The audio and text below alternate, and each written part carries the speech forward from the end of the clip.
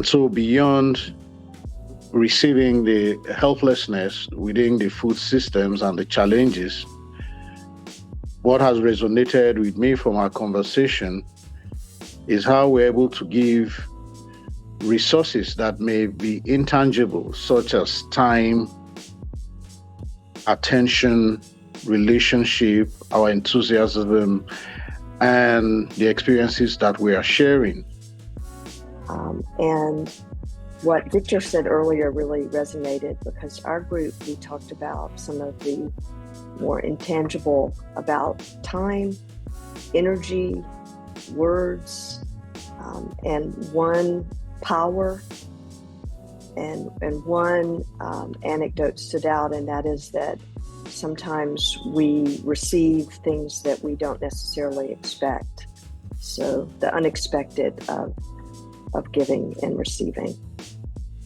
That when Annalyn and I had so much similarity, you feel you're not alone, you are connected, you're embraced, and ultimately a sense of belonging that is so powerful.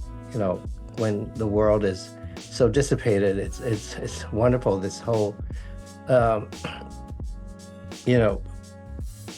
opportunity to share and feel the generosity of heart.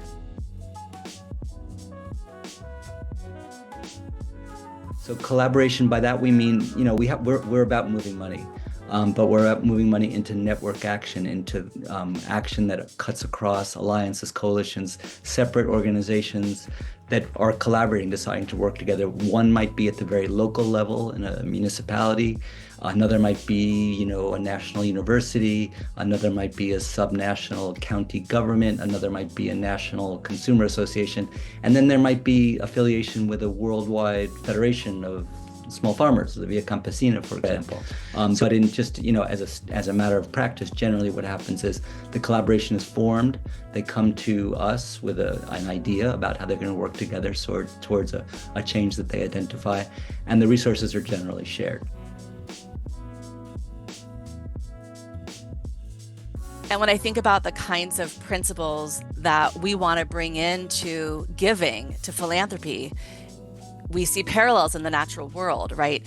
Agroecology fundamentally is about collaboration, how nature collaborates with itself for abundance, the kind of inherent creativity in agroecology, that kind of creativity that we can create in philanthropy. Again, the trust and the care.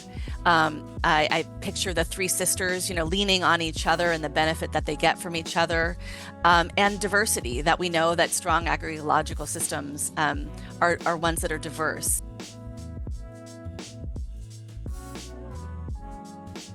What I think we're finding is that people need time and space to create these new systems. So I think of two leaders in particular, Keone Lee of Hawaii Investment Ready, who worked for 10 years in Hawaii, working with a multi-stakeholder group on creating this new Aina Aloha economic values and principles.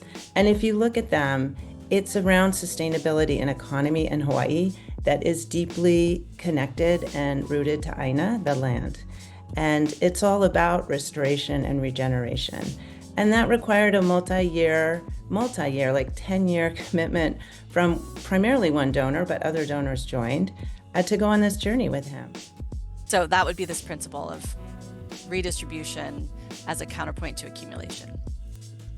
Yeah, I think it's money that is woven into a collective safety net. At the end of the day, we need to feel protected by one another in this role that we've been hoping that governments are going to play, or maybe our churches, or certainly our community organizations. So the idea that we can create this collective wealth that's going to sustain us through good times and bad times.